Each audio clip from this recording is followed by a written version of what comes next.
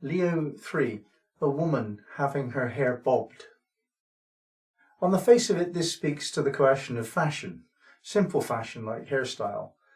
This woman may be the first to be having her hair bobbed and being a trendsetter, or she may be the millionth and just fitting in with the way things are nowadays. Things change very quickly to do with fashion, especially how we look, our appearance, but also the fashion to do with morality, what is acceptable, what is firm in our cultural's thinking about right and wrong. Things like race, for example. Some countries really don't like foreigners and prejudice themselves against them. Others don't like homosexuals and make them illegal. And yet in another country nearby, the very opposite may be true. The idea that morality is a definition of right and wrong is being refuted here. It isn't. It's a cultural expression. It's considered very strongly, no, you may not have an abortion. This is against the laws of God and so on. And another country which considers itself equally in the presence of God is more compassionate perhaps to a mother who doesn't want a baby. Tying up morality with right and wrong and so on it fuels conflict. It really does. Now we're talking here about the individual making up her mind, in this case, about whether or not she will follow fashion or she will go against the fashion of the moment. It has a lot to do with identifying yourself with a social group. There are often polarities. When I was a young boy, I had awareness of the mods and the rockers. The mods drove this type of motor vehicle and the rockers drove another type of motor vehicle, and they used different clothes and they listened to different music. But the one thing they did share was they liked fighting, and they used to get together for weekends and fight each other. The idea that wrong and right is important is temporary. It's not. Nothing in particular is important for very long. Everything kind of moves and changes with the trend, the fashion of the moment.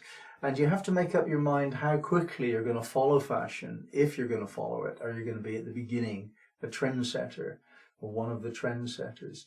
Are you going to join when everybody else is joining so as not to be seen as different from all of your friends?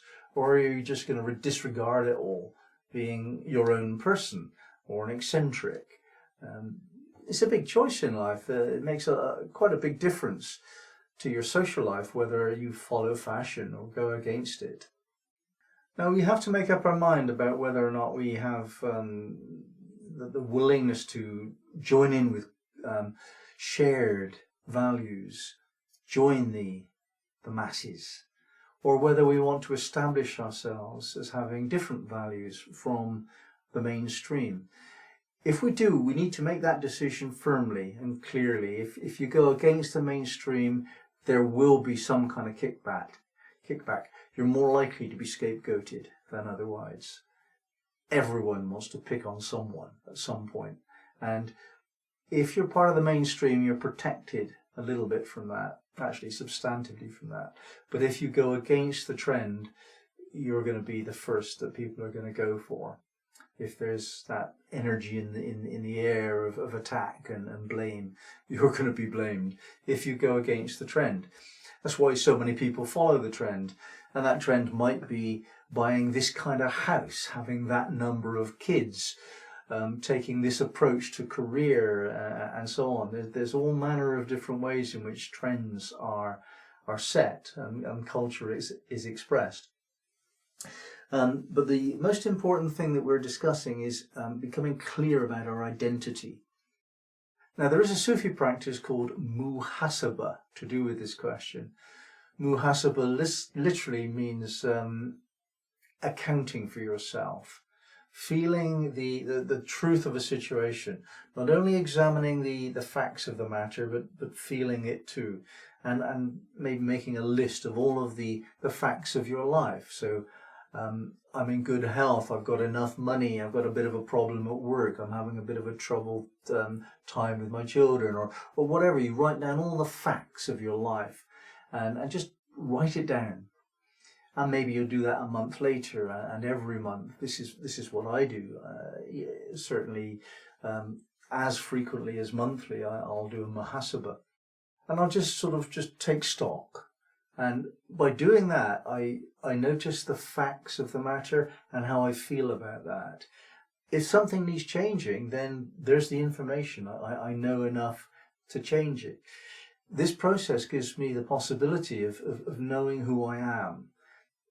What follows is whatever follows. I will very likely make a decision based on this information, but the exercise itself is simply collecting information about yourself. Who am I? It's a big question.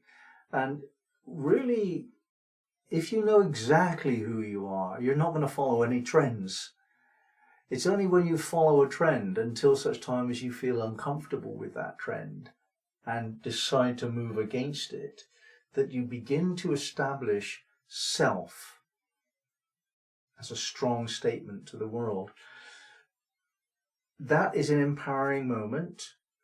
It's nevertheless a provocative moment. It brings conflict with it. And the conflict sharpens you, strengthens you, so that your attitude to life has a little bit more of an edge. Now, we welcome this if we're on the path of self-identity, and it's hard to know how you would ever identify the highest within you, God, until you've identified the everyday and ordinary, the way in which you interact with society at large.